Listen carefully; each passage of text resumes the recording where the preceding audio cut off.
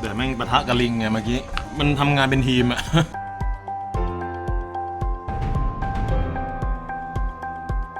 แล้วก็ในส่วนของเครื่องยนต์4สูบเนี่ยคือเสียงมันโคตรเพราะเลย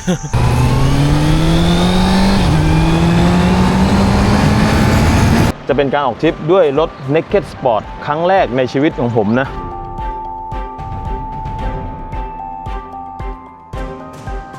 คือสนุกตรง Quick Shifter เนี่ยเวลาเปลี่ยนเกียร์เนี่ยเพราะว่าลิงที่นี่มันเปิดเต็นท์ได้มันเปิดเต็นท์ได้มันเปิดเต็นท์ได้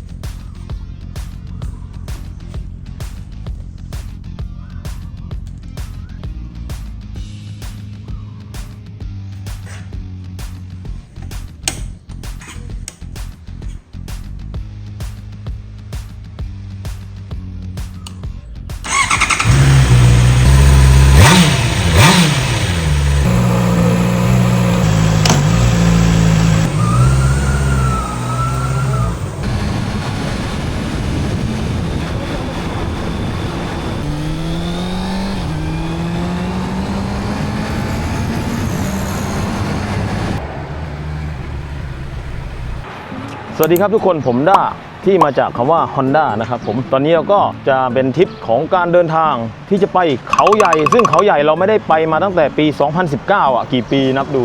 เราไม่ได้ไปกันมากว่า7 ปีนะฮะแล้วก็ทริปนี้ก็จะเป็นทริปส่งท้ายฤดูหนาวหรือเปล่าอันนี้ไม่แน่ใจนะอาจจะยังเย็นอยู่ที่อากาศเย็นสบายออกมาเมื่อเช้านะแต่สิ่งที่ต่างไปจากทุกครั้งก็คือครั้งนี้จะเป็นการออกทริปด้วยรถ Naked Sport ครั้งแรกในชีวิตของผมนะเอาจริงๆคือก่อนที่จะใช้คันนี้เราก็คิดมาค่อนข้างเยอะว่าเฮ้ย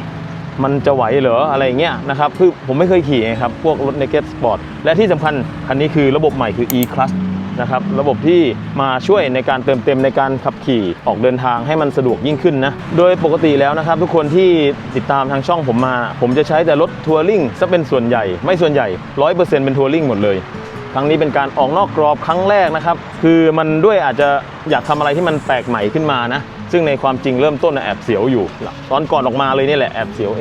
มันมีอะไรข้อกังวลอะไรเยอะแยะแต่เมื่อกี้พอขี่ออกมานะได้ขี่ออกมาแป๊บหนึ่งแล้วนั่งมา2 คนรู้สึกตัวรถมันเบามันคือความรู้สึกคือมันได้แน่ๆมันผ่านแน่ๆนะครับแต่แค่เนี่ยเดี๋ยวค่อยดูว่าในสิ่งที่เราขี่ต่อไปเนี่ยมันจะเป็นยังไงแล้วผมจะมาเล่าให้ฟังนะส่วนเรื่องของเสียงรถนะเสียงเพราะมากสุดยอดเลยคือชอบเสียงรถจริงในมุมของสายเดินทางนะทุกคนจะไม่ค่อยชอบท่อดังๆนะแต่รู้แหละบางครั้งการทำท่ออะไรเงี้ยมันทำให้ช่วยเพิ่มสมรรถนะการขับขี่อันนี้ก็เป็นส่วนบุคคลเนาะแต่ตัวท่อเนี่ยเดิมๆคือเสียงโคตรเพราะโคตรหวานเวลาเปิดคันเร่งแล้วมันนุ่มมันแบบโอ้เหมือนอารมณ์มันบีทมัชเมลโล่อะหรือผมจะเทียบยังไงนะในส่วนของการขับขี่เมื่อกี้นะแบบซ้อน2มาเลยนะทุกคนออกตัวคือการเข้าเกียร์ผมจะทริปนี้ผมจะไม่กำคัดแม้แต่ครั้งเดียวนะไม่รู้ว่าเราจะทำได้ไหมด้วยความเคยชินที่เราใช้รถคัทมาตลอดเราจะทำชาเลนจ์อันหนึ่งคือจะไม่แตะคัทเลยเมื่อกี้ขี่มาออกตัวแบบโอ้โหนุ่มนิ่มสบายมาถึงตอนนี้แล้วว่าความรู้สึกกังวลหรืออะไรที่รู้สึกเมื่อวานก็หายไปละแล้วก็เราเล่าให้ฟังต่อไปว่าจะเป็นยังไงนะส่วนในทริปนี้เราออกไปก่อนน่าจะไม่ไกลมากเขาใหญ่ในระยะทางประมาณ200 กว่าโลนะครับเราก็ไปถึงแล้วสมรรถนะของรถคันนี้จะพาเราไปถึงที่เขาใหญ่ตอนกี่โมงกันโอเคเดี๋ยวพักแป๊บนึงแล้วเตรียมเดินทางกันต่อครับทุกคน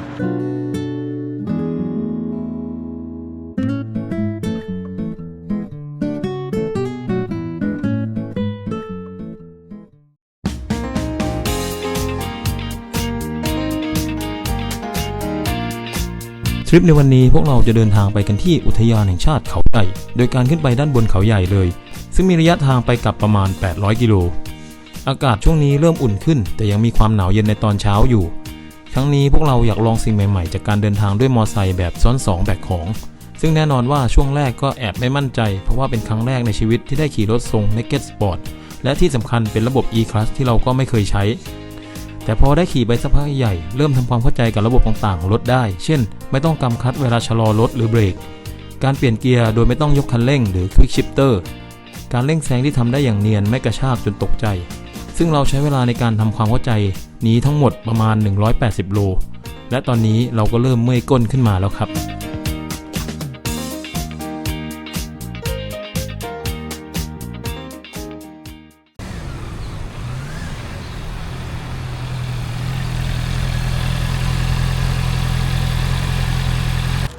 โอเคครับตอนนี้เราก็มาจอดพักกันที่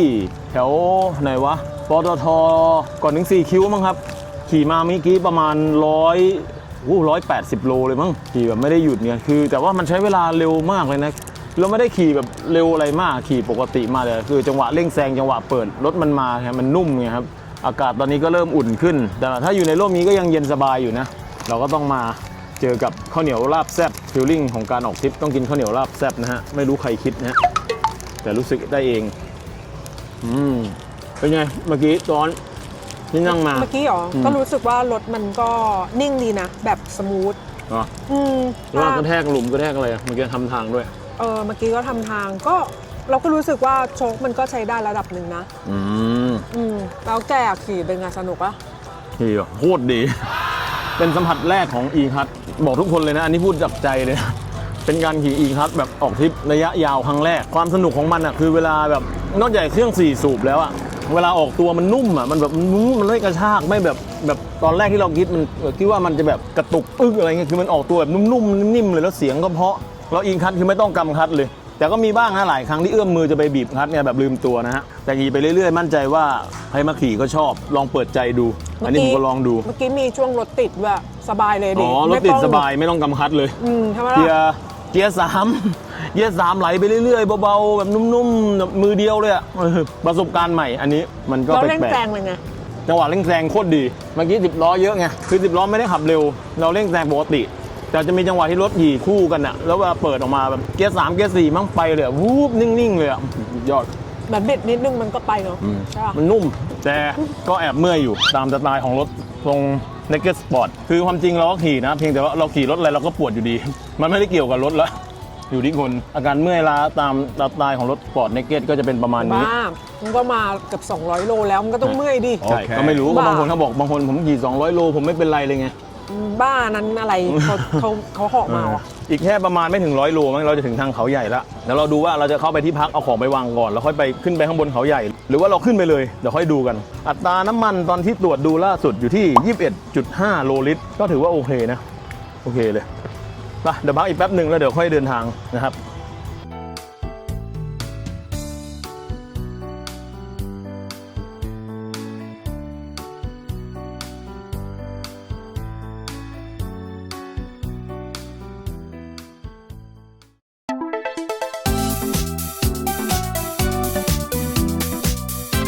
ออกเดินทางกันต่อตอนนี้ผมเริ่มชินกับการใช้คันเร่งและการเข้าเกียร์ของรถคันนี้มากขึ้น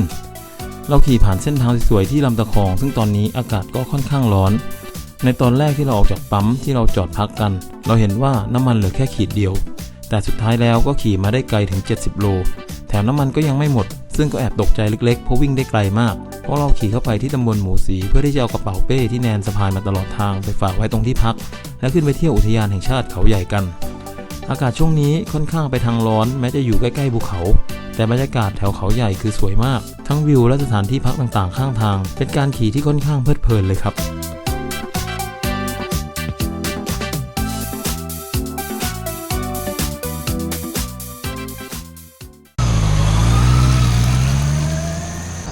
เอาละครับตอนนี้เราก็มาถึงกันที่ทางเข้าอุทยานแห่งชาติเขาใหญ่แล้วนะครับผมสนุกมากคันนี้คือสนุกตรง Quick Shifter เนี่ยเวลาเปลี่ยนเกียร์เนี่ยแบบไม่ต้องปล่อยคันเร่งอ่ะอันนี้มันจริงเดี๋ยวไปเล่าให้ฟังเดี๋ยวไงเราขี่ขึ้นไปดูข้างบนก่อนเนาะตอนนี้แดดเริ่มหายไปแล้วดีเลยตอนนี้ก็ไปอัปเดตค่าเข้าด้วยเหมือนกันเพราะไม่เคยมาแถวเนี้ยคือมาอยู่แต่ว่าไม่ได้ขึ้นไปข้างบน7 ปีแล้วโอเคขึ้นไปดูกัน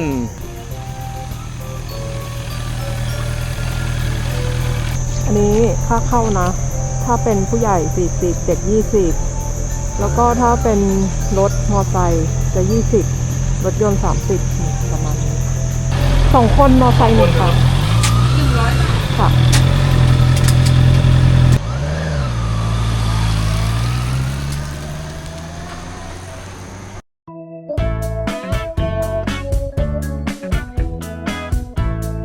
เวลากว่า 7 ปีแล้วที่เราไม่ได้ขึ้นมาบนอุทยานเขาใหญ่กัน แต่ก็แปลกใจที่เรารู้สึกเหมือนจำภาพถนนได้เกือบทั้งหมดเส้นทางบนเขาใหญ่จะเป็นแบบ2 เลนสวนและไต่ขึ้นเขาไปเรื่อยๆแต่ก็ไม่ได้เป็นทางชันอะไรมากนักรถเล็กมาได้สบายๆระหว่างทางก็เต็มไปด้วยทางโค้งมากมายผ่านป่าเขาและบางทีก็อาจจะเห็นทั้งลิงและช้างก็เป็นได้สำหรับ CB650R คันนี้เครื่องยนต์4 สูบสามารถขึ้นเขาใหญ่ได้อย่างสบายเพราะเสียงท่อความดังไม่เกินแน่นอนและแน่นอนว่าความมันในการขับขี่มาเริ่มจากตรงนี้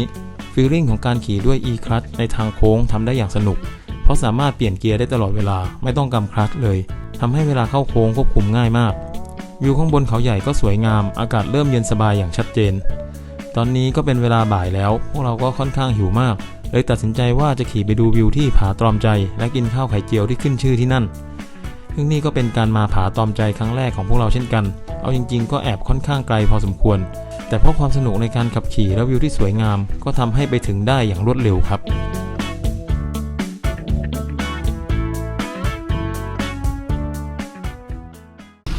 จะไปถามเขาก่อนข้าวไข่เจียวอยู่ตรงไหนเอาข้าวไข่เจียวสรุปมาถูกเดี๋ยวไปจอดรถตรงนี้ใช่ไหมต่อนี่ฮะทุกคนตอนนี้เราก็มาจากสุรินทร์เพื่อมากินข้าวไข่เจียวที่นี่นะฮะ ทำไมเราต้องมาไกลขนาดนี้โคตรหิวข้าวตอนนี้บรรยากาศสุดยอดเลยนี่ครับก็จะมีร้านกาแฟอยู่ตรงนี้ด้วยสุดยอดกำลังหิวกาแฟหิวทุกอย่างเลยตอนนี้ ทุกอย่างในโลกกินได้หมดฮะตอนนี้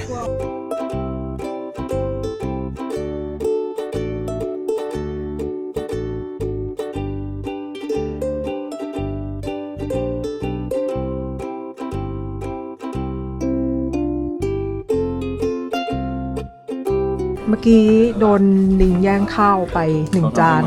เขาก็เลยทำให้ใหม่เมื่อกี้มันแย่งไปเลยนะน่ากลัวมากต้องระวังเลยแหละจำหน้ามันได้ปะไม่ได้เดี๋ยวกินก่อนแล้วว่ากัน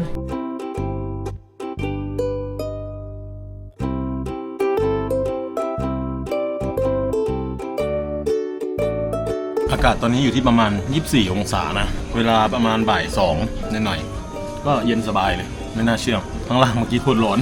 ลงก็เป็นหน้าหนาวหน่อยนะอย่างเงี้ยแต่แม่งปะทะกับลิงไงเมื่อกี้มันทำงานเป็นทีมอะ ถ่ายไม่ทันทุกคนถ้าถ่ายทันจะรู้เลยมันทำงานเป็นทีมมีการล่อลูกชนด้วยนี่แนนผู้โดนทำร้ายนะฮะอร่อยดีเขาข้าวไข่เจียวธรรมดามันอร่อยบนนี้ไง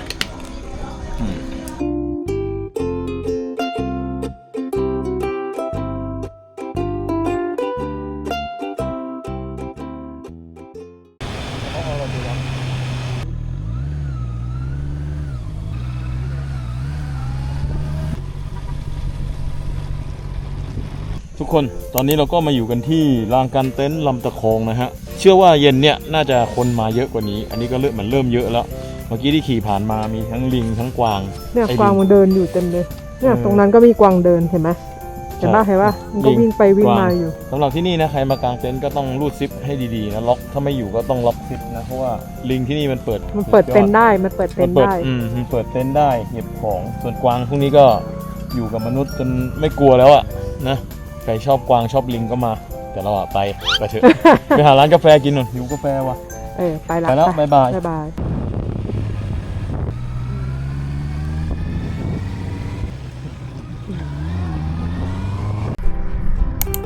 จุดชมวิว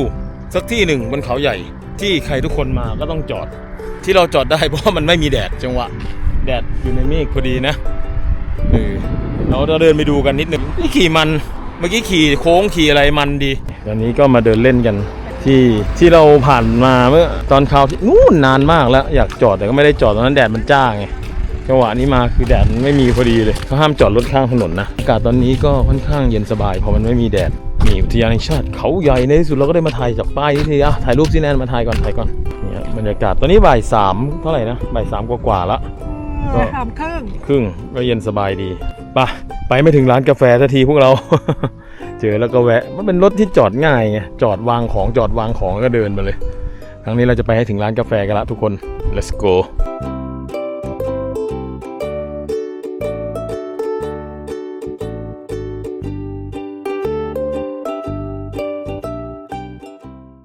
ตรงนี้ก็เป็นจุดชมวิวกม.ที่30นะครับผมก็จะมีร้านกาแฟที่เรามาซื้อตอนที่เขาจะปิดแล้วนะฮะ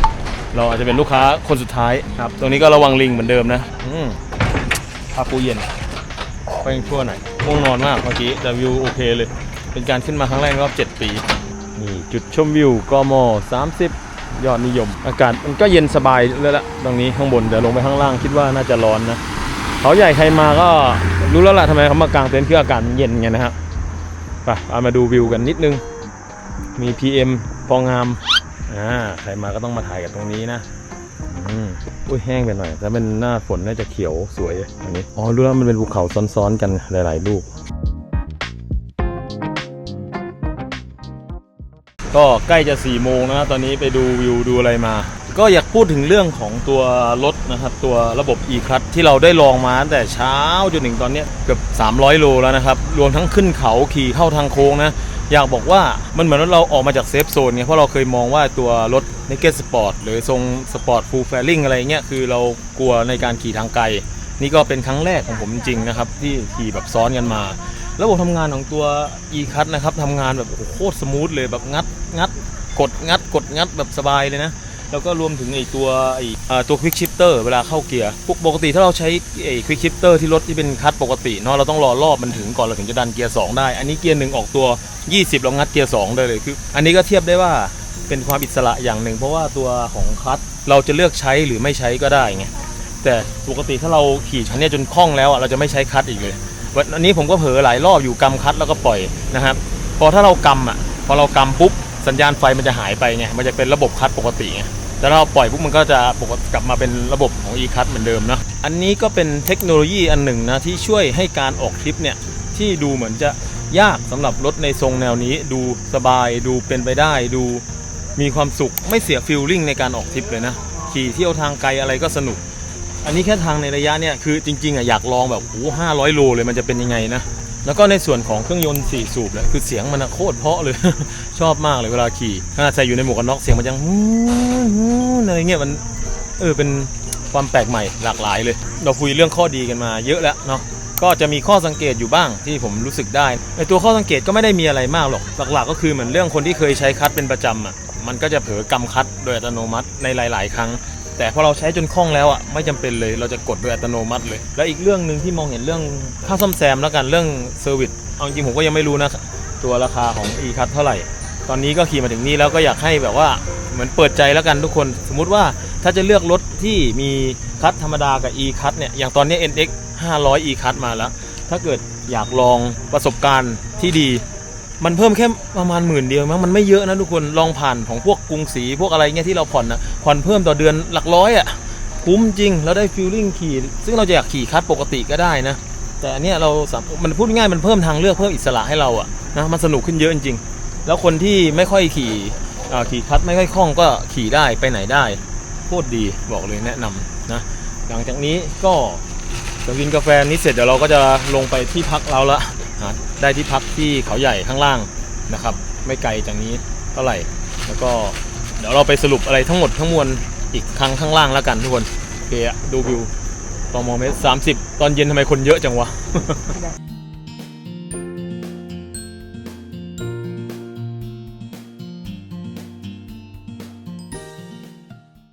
นี่ครับตอนนี้เราก็มาถึงที่พักของเราแล้วนะครับ number 17 หรือหมายเลข17ที่เขาใหญ่ที่พักก็จะเป็นเหมือนเนี่ยโกดังเหล็กอะไรเงี้ยเอามาทำนะเข้ามาดูในห้องกันก็ทั่วไปนะมีเตียงนอ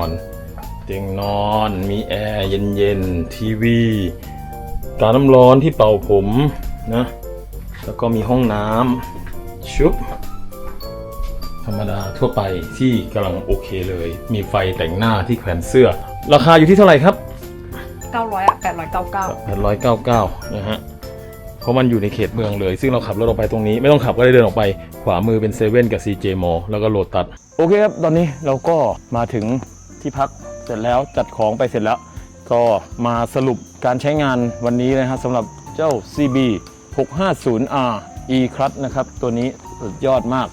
ก็ครั้งนี้จะเหมือนเป็นการเปิดโลกให้กับพวกเรา2 คนเลยนะครั้งแรกจริงๆมันถามว่าความรู้สึกคือแบบมันมีความสุขในการขี่นะครับในการขี่ในการเปิดคันเร่งมันสนุกทุกครั้งคือมันนุ่มเมื่อกี้ขี่กลับมาก็ยังตรงเขาใหญ่แล้ววิวสวยๆโคตรฟินแล้วก็เราสามารถพูดได้เลยว่า รถคันเนี้ยไม่ใช่รถเฉพาะกลุ่มละมันเป็นรถที่ใครก็ใช้ได้ผู้ใหญ่คนทำงานสายเดินทางท่องเที่ยวคือทุกอย่างใช้ได้หมดเลยเพราะว่าด้วยความง่ายของ e-Clutch ตัวเนี้ยจะเป็นใครก็สามารถขับขี่ได้อย่างสบายใจเลยนะไม่ต้องกลัวรถดับติดไฟแดงเวลายูเทิร์นอะไรที่ทุกคนกังวลทุกอย่างตัดทิ้งได้หมดนอกจากนั้นนะครับสำหรับคนที่ขี่คลัตช์เป็นอยู่แล้วมันก็มีทางเลือกว่าจะใช้คลัตช์หรือไม่ใช้ก็ได้เพราะเมื่อกี้ที่ออกไปซื้อน้ำซื้ออะไรมาถ้าถามส่วนตัวนะผมชอบกำคลัตช์ตอนเกียร์1ไปเกียร์2หลังจาก2ขึ้นไปคือไม่กำคลัตช์เลยงัดอย่างเดียวแบบควิกชิปเตอร์ซึ่งนุ่มมากก็ความรู้สึกผมรู้สึกว่ารถคันนี้มันทำให้ชีวิตง่ายขึ้นจากเทคโนโลยีที่เขาใส่เข้ามานะครับก็แนะนำให้กับคนที่ยังไม่ได้ลองเปิดใจกับ e-Clutch ลองมาใช้ดูนะวันนี้เปิดใจเลยผมได้ลองละ300 กว่าโลวันนี้เกือบ400 โลที่ขี่เล่นด้วยเมื่อกี้นะครับก็รู้สึกได้เข้ากับมันได้อย่างรวดเร็วนะคนขี่เป็นไม่เป็นไม่มีผลอะไรเลยนะครับผมอีกเรื่องหนึ่งครับเรื่องสำคัญเลยก็คือเรื่องของการเบรกนอกจากดิสเบรกคู่2อันแล้วเนาะมันจะมีเรื่องของสมมุติว่าการถอนเกียร์กลับมาคือเราไม่ได้กำคลัตช์อยู่แล้วเราถอนแบบไอ้นี้เลยกดกลับมาเลยนะครับเอนจินเบรกพร้อมกับเบรกโอ้โหระยะเบรกมันสั้นลงเยอะเลยอันนี้ความรู้สึกที่ต่างออกไปเลยนะสำหรับผมเลยนะครับที่รู้สึกได้ตอนลงเขาเมื่อกี้พอผ่านโค้งเราสามารถเปิดไปได้เลยอันนี้ทำให้การขับขี่สนุกขึ้นมาสนุกกับมันได้ตลอดนะครับผมอันนี้เป็นเรื่องที่อยากบอกอีกเรื่องหนึ่งเดี๋ยวแนนมีอะไรจะพูดปะใช่แบบกลับมาถึงที่พักอะเรายังไม่ได้กินน้ำเลยนี่ไงน้ำไม่เราต้องมาเปิดเสียงแห่งความสุขกันนี่ฟังชนเป็นชื่นใจมากโอเคครับทุกคนก็ฝากติดตามช่องชีวิตติดเดินทาง Passion Journey ด้วยครับสำหรับทริปต่อไปเราจะไปไหนกันอีกก็มาติดตามชมในเร็วๆวันนี้สำหรับวันนี้ก็วันเดย์ทริปที่มาถึงที่พักที่เขาใหญ่ขอจบเพียงเท่านี้สวัสดีครับบ๊ายบาย